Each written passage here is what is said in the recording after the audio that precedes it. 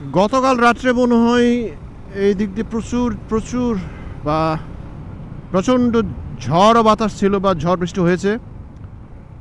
রাস্তায় যতগুলো দেখে আসলাম অনেক বড় বড় গাছ ভেঙে আছে, রাস্তায় যথেষ্ট পানিও।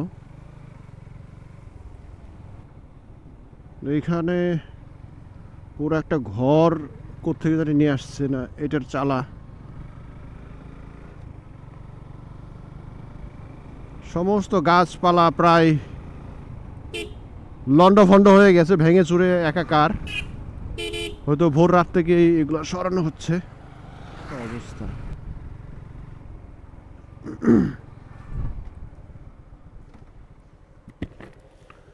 ঝড় বাতাস রাত্রে হয়েছিল, এমনি মানুষজনের তো সমস্যা হয় নাই,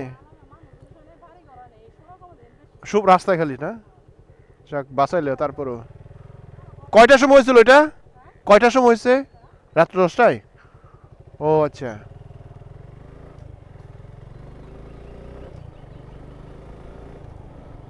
সমস্ত ঝড়ো বাতাসের তাণ্ডবটা আসলে রাস্তার মধ্যেই, অর্থাৎ এই গাছপালা যা যা আছে সব।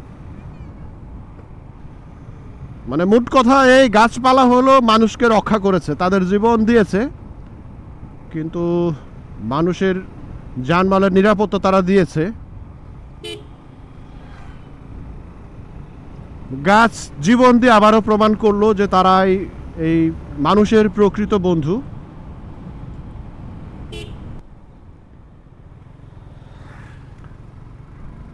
আমরা জানি যে বঙ্গোপসাগরে বড় ধরনের ঘূর্ণিঝড় জলোচ্ছ্বাস যখনই আসে, সুন্দরবন সেটা সবার আগে তাদের বুকটা পেতে দেয় এবং এই বাংলাদেশকে রক্ষা করে।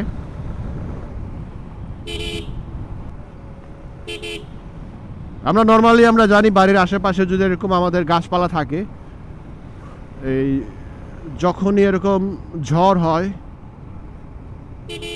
সাইক্লোন হয়, এই গাছপালাগুলাই কিন্তু এই যে দেখেন অনেক বড় বড় গাছ সেগুলো উল্টে গেছে, পাশে উল্টে গেছে। এই গাছগুলাই কিন্তু ওই ঘর বাড়িগুলোকে রক্ষা করে।